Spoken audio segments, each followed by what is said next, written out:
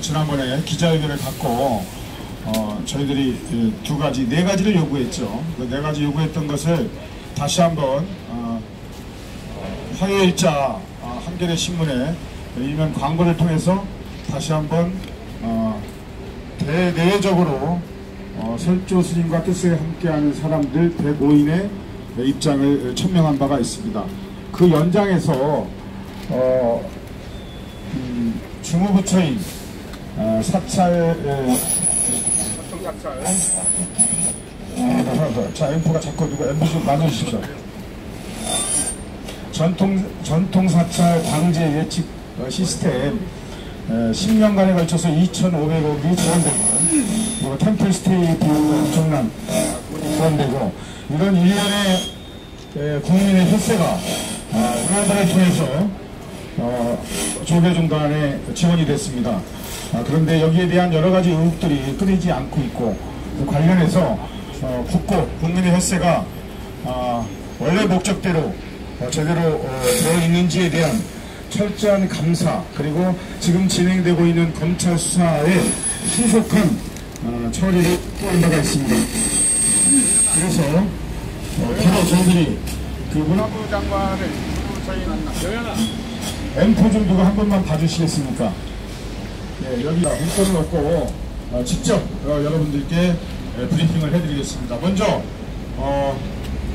가게 된 문화부의 항의 방문 면담을 공식 면담을 하게 된 배경 취지를 김종철 자유언론 실천재단 이사장이 하시고 그리고 105분의 대표에서 가셨던 소감을 우리 장관을 만나가는 소회를 함세웅 시민님께서 말씀을 하시는 순서가 했으면 좋겠는데 함세웅 시민님이 먼저 말씀을 하시고 그리고 이어서 김종철 이사장님이 말씀을 해주시고 그리고 마지막으로 이 문제에 대한 법적 문제가 있습니다. 그래서 우리 이덕호 변호사님께서 자세한 설명을 해드리겠습니다. 그리고 이게 끝나면 같이 참석했던 전 조계종 적폐청산 12년대 2기 공동대표였던 신학님 전 미디어오늘 대표님께서 여러분의 질문에 대해서 상세하게 말씀을 드리도록 하겠습니다. 그럼 먼저 우리 함세웅 신부님 마이크를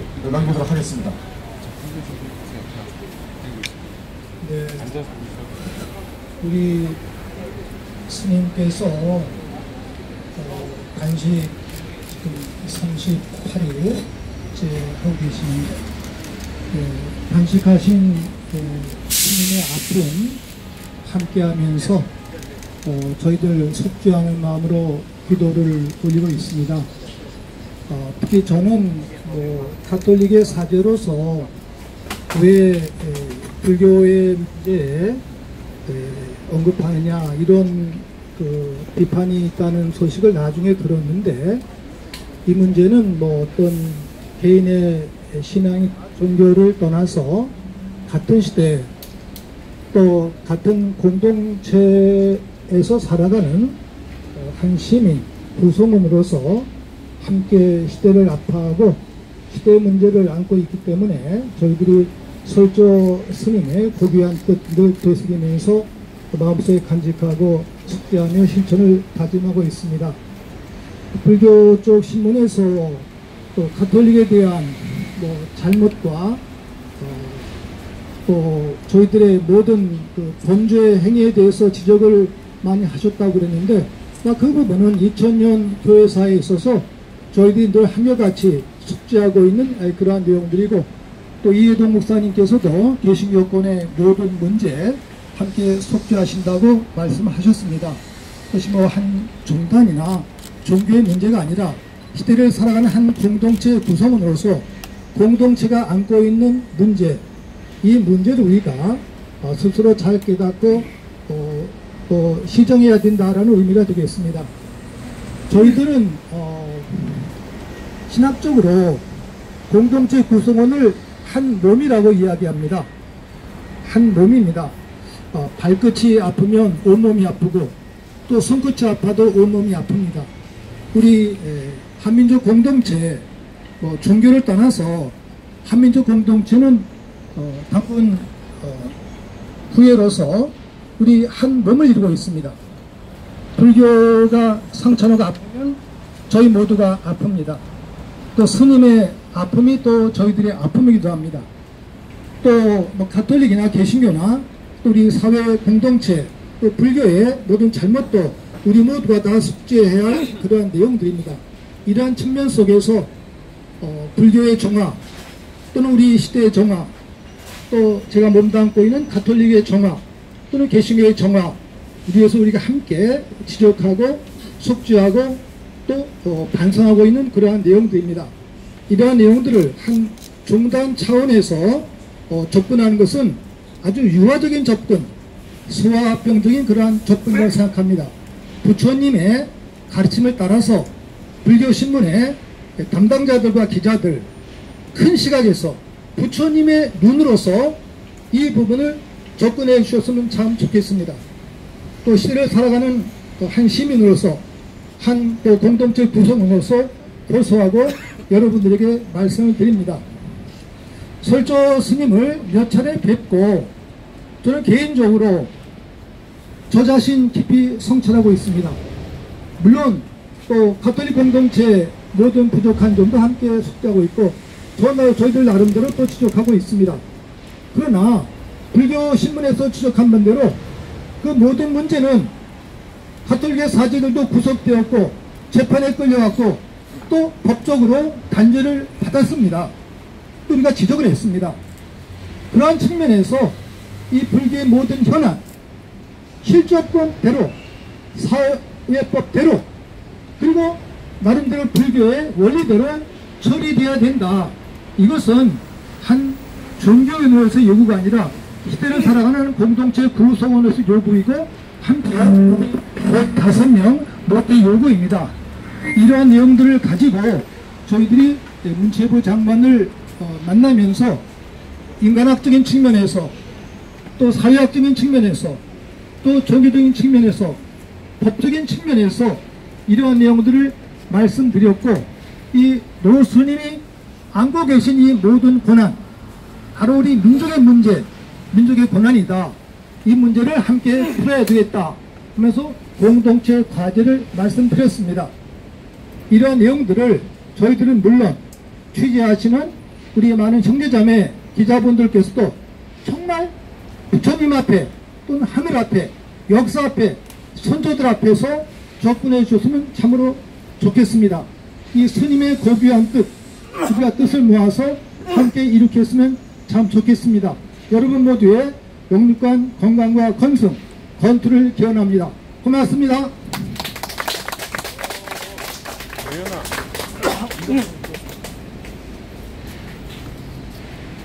네, 오랫동안 언론계에서 일해왔습니다. 저는 1967년에 동아일보 입사했으니까 군대 갔다 기간 빼고도 50년 언론계에 주로 있었습니다.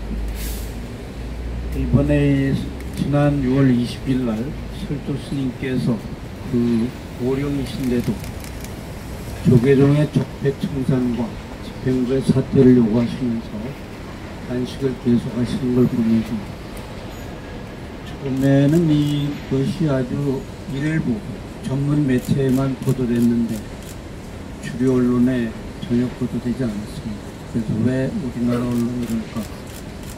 어떤 계기로 차차 알려지게 됐습니다.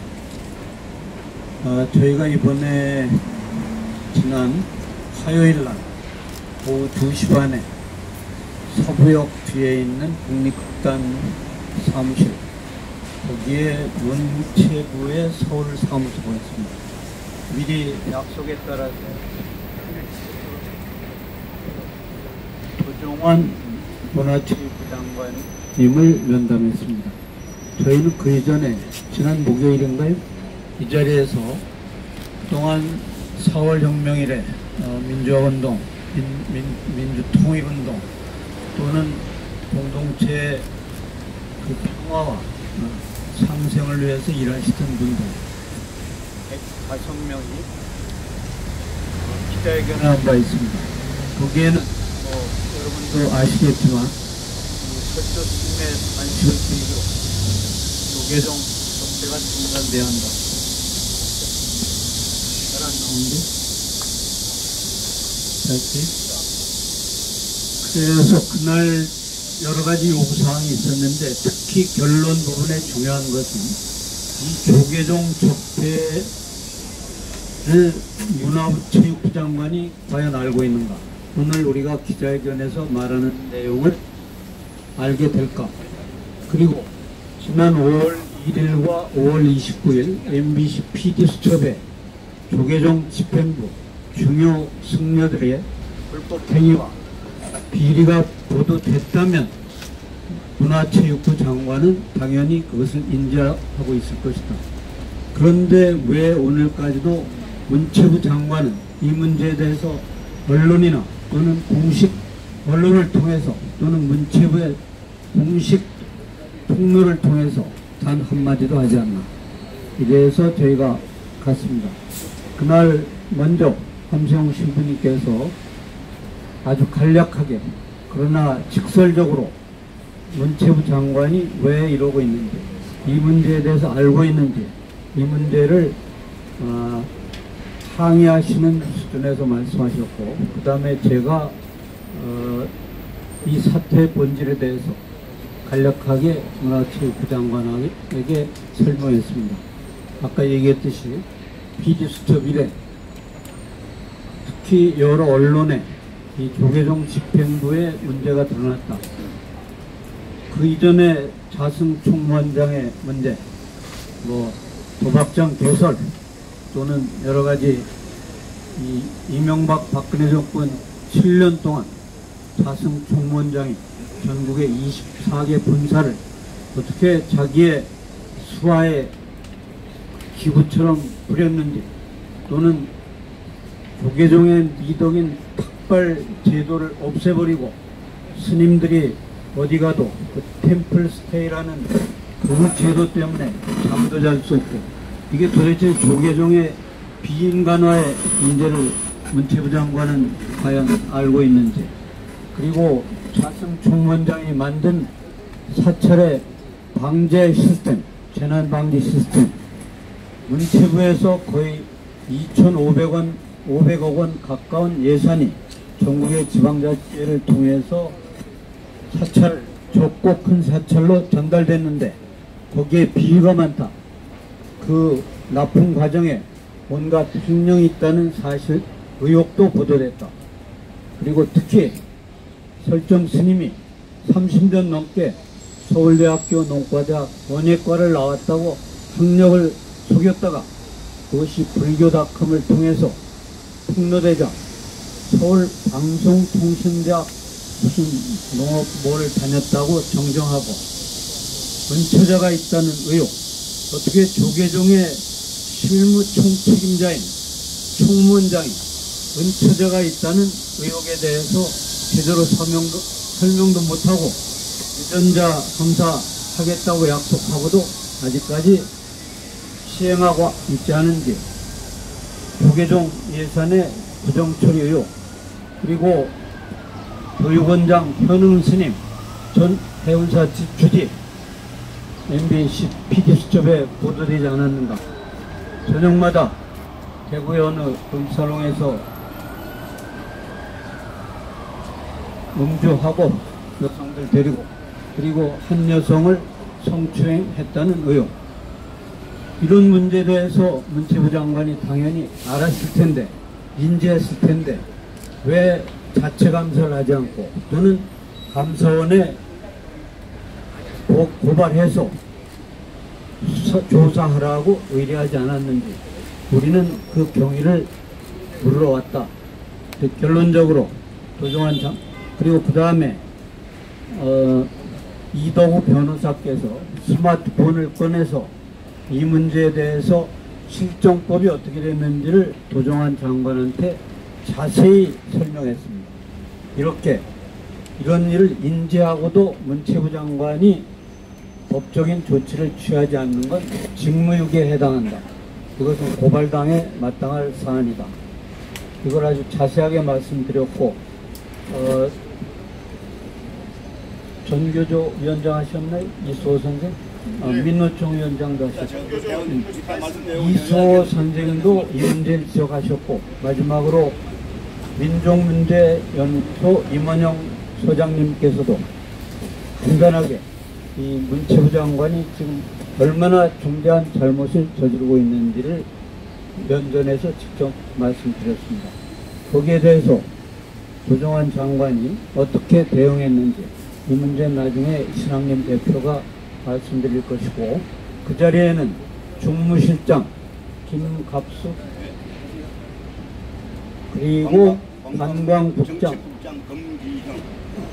관광국장이라고 그랬나? 관광정책국장이 같이 배석했는데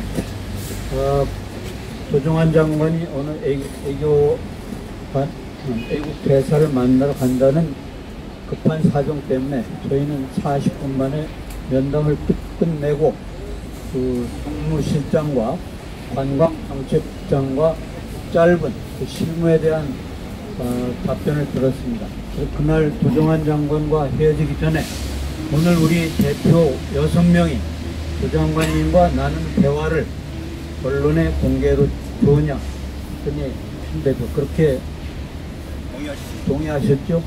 그래서 오늘 저희는 이런 모임을 갖고 기자 여러분께 그 내용을 공개하려고 합니다. 이도 변호사님 아직 안 오셨으니까 신학님 대표가 그 면담 내용과 네, 반갑습니다. 저는 어제 함세웅 신부님과 이 5분 대표단과 함께 대표단 6명의 대표단 일원으로 가서 기록을 하고 제 의견을 얘기를 했습니다. 이덕우 변호사님이 말씀하신 오늘 이 자리에 재판 관계로 안 오셨기 때문에 이덕우 변호사님이 전달한 내용을 제가 요약해서 읽어드리도록 하겠습니다. 앞에서 함세웅 신부님만도 순서가 함세웅 신부님이 맨 먼저 말씀하셨고, 그 다음에 김종철 이사장님, 그 다음에 이덕우 변호사님, 그 다음에 임원영 이사장님, 이소 위원장님, 임원영 이사장님, 이렇게 5분이 순서대로 말씀을 하셨고요. 저는 장관께서 이라크 대사를 만나고 나간 이후에 김갑수 종무실장과 금기형 관광정책국장한테 다시 저희들이 한 15분 동안 앉아서 조정환 장관이 설명한 내용이 어디가 잘못됐고 왜 틀렸는지에 대해서 제가 간략하게 말씀을 드렸고, 거기에 대해서 두 문체부 실장과 국장께서는 제가 말씀드린 내용이 틀린 게 없다라고 확인하셨습니다. 함세웅 신부님이 취지를 말씀하셨지만은 조정환 장관께 전달드린 그 말 내용을 그대로 제가 일부분만 읽어드리겠습니다. 함세웅 신부님의 도장관에 대한 말씀입니다. 문화부 종무실에 억울한 사람들의 의사가 전달되지 않고 있다고 합니다. 그래서 우리들이 문체부 장관에게 이런 사정을 호소드리자고 합의해 오늘 찾아왔습니다.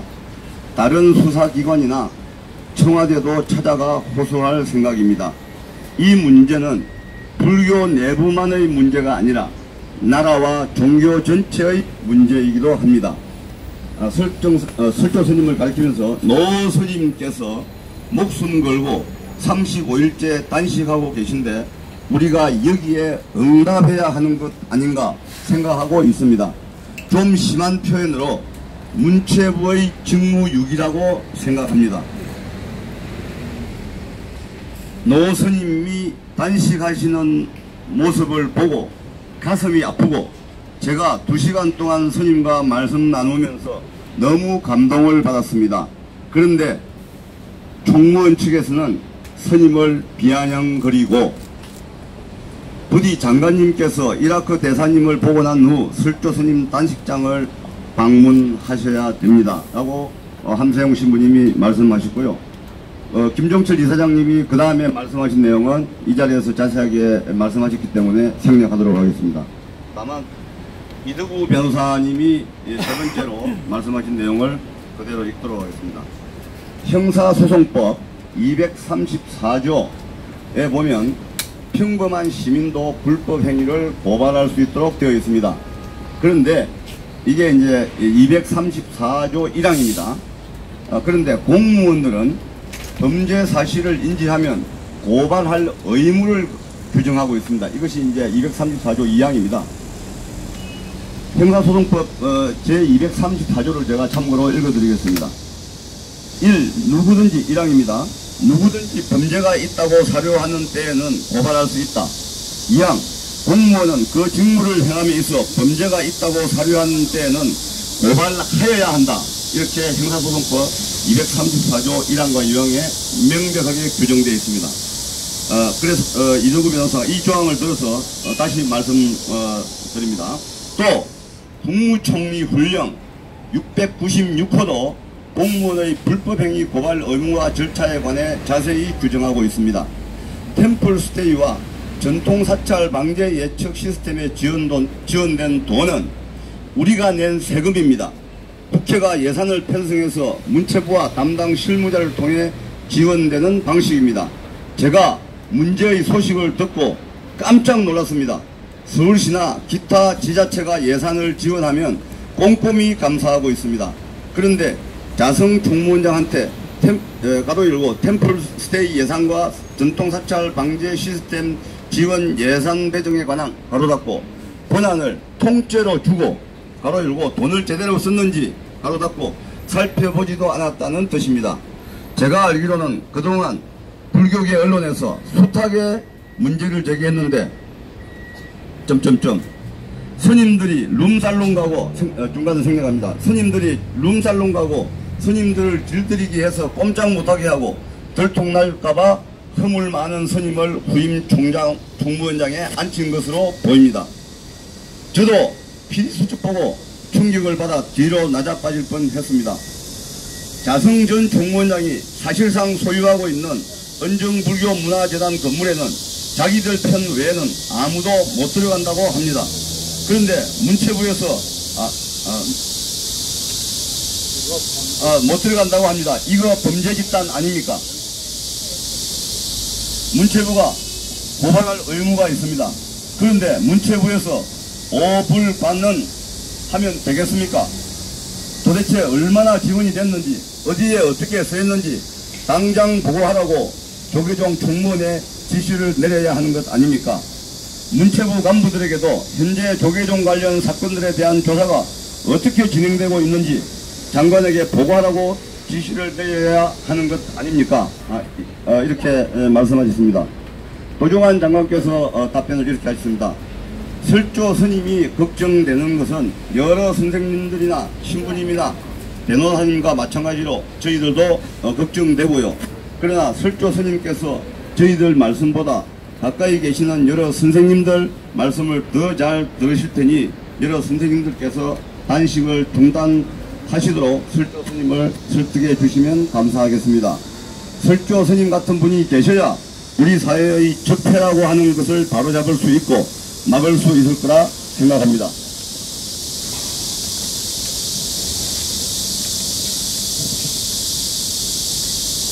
템플스테이와 전통 사찰 방제 시스템 지원 예산 관련해서는 지자체의 관리 감독권이 넘어가 있지 않나요? 라고 배석한 실장과 국장에게 물었습니다. 드러난 문제는 특정 업체에다가 사업을 몰아줬고 돈이 없는 사찰은 자부담을 할 수 없어 사업체가 대신 부담해 주는 경우가 일부 있었던 것으로 알고 있습니다. 문제가 있는 경우는 국비를 전액 환수할 계획이고 특정 업체 대신 정부로부터 인정을 받은 업체들에게 공평하게 입찰할 수 있도록 하고 문제점들을 고쳐 나갈 것입니다. 템플스테이 지원 사업은 2004년부터 사업을 시행하고 있습니다. 문제가 됐던 사찰은 마곡사 한 곳입니다. 마곡사가 자부담 3억 원을 부담 안하고 업체가 대신하도록 한 것으로 2016년에 드러났습니다. 이상이 도종환 장관의 답변이었습니다. 이수호 전태일재단 이사장께서는 간략하게 이렇게 말씀하셨습니다. 저는 장관님께서 관련된 정보를 어느 쪽으로부터 어떻게 받고 계시는지 궁금합니다. 이렇게만 요약하겠습니다. 임원영 선생님은 30초만 말씀드리겠습니다라고 말씀을 하셨습니다. 정무적 판단과 종교적 판단은 원래 어렵다고 생각합니다. 여러 문제가 있지만 지금 제일 급한 것은 설조 스님입니다. 설조 스님이 살신 성인의 각오로 안식하고 계신데 설조 스님과 우리들 사이의 대화보다 설조 스님과 정부의 대화가 더 절실해 보입니다. 이렇게 요약을 했습니다.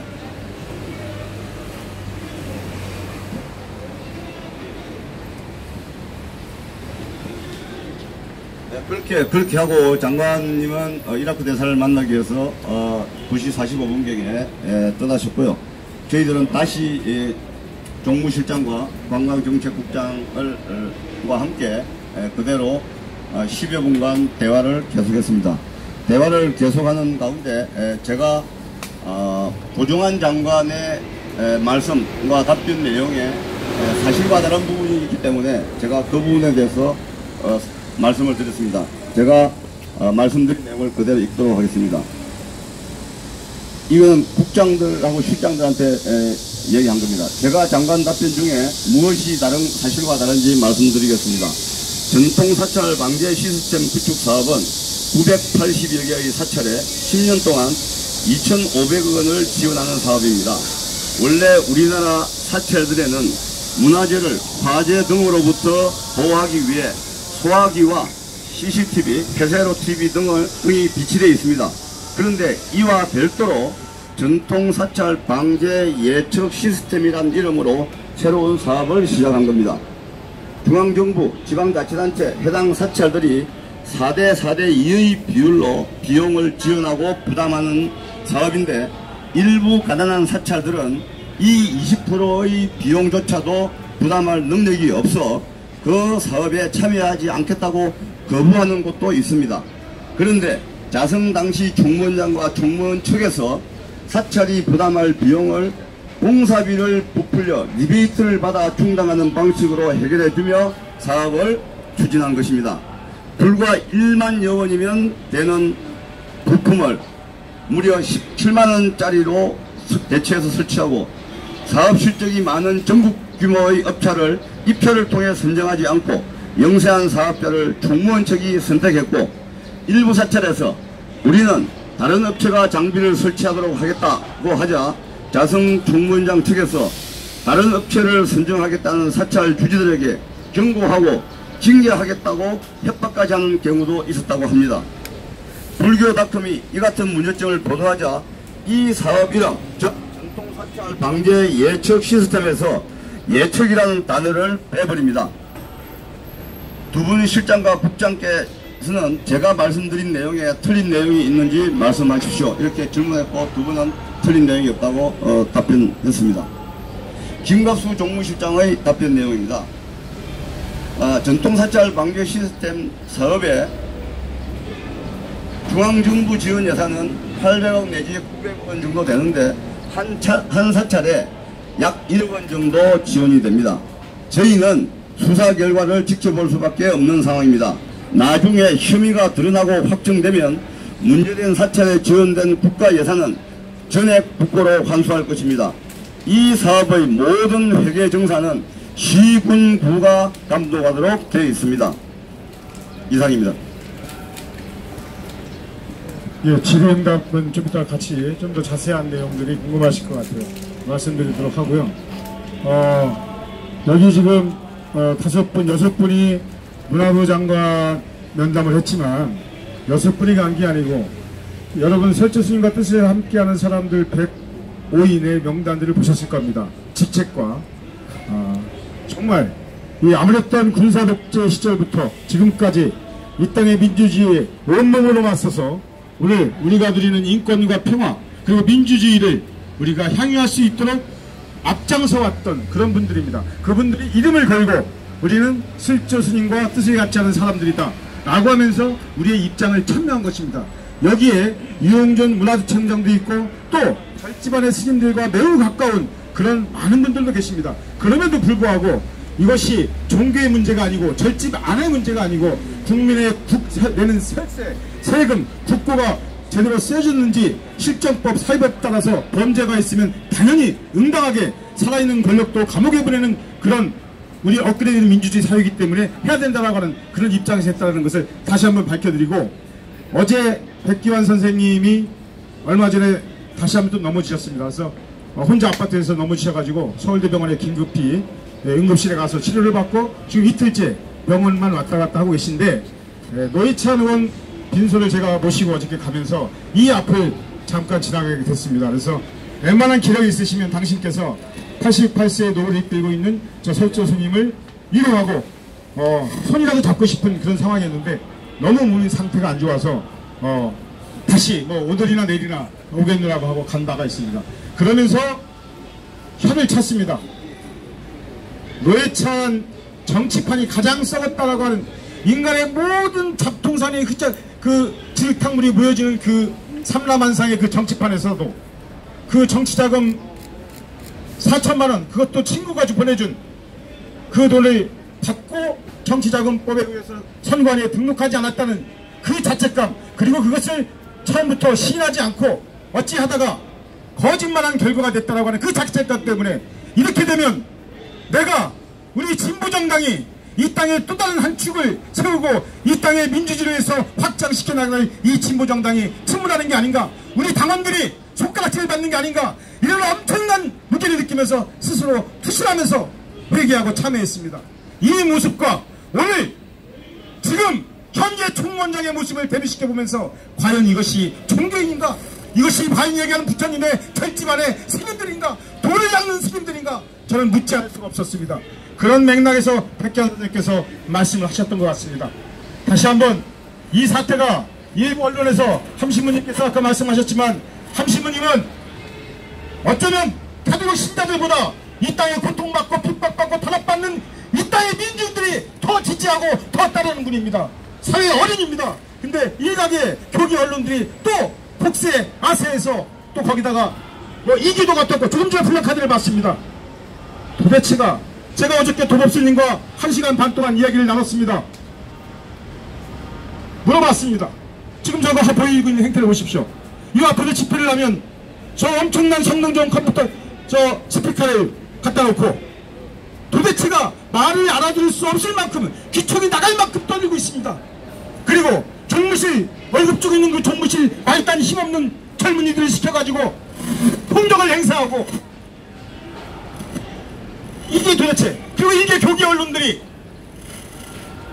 기사를 쓴다는 게 종작, 이게 지금 21세기 문명사회의 대한민국 불교의 총본산이라는 조계종단의 모습인가 물어봤습니다. 아프답니다. 아프답니다. 매우 아프답니다. 우리는 전근대적인, 아직도 근대화가 안 됐던 전근대적인 이렇게 된 우리 현실이 아프다고 실토했습니다.